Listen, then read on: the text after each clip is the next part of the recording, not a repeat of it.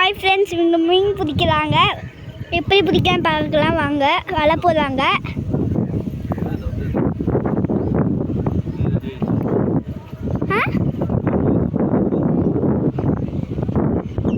பாருங்க, வலை போடுறாங்க. நல்லா வலை போடணும்.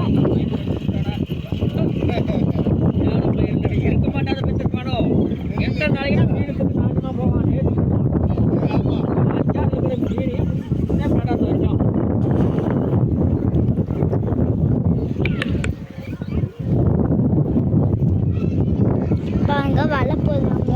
வேகமாக வலை போட்டு நான் வீடியோ எடுக்கலாம்.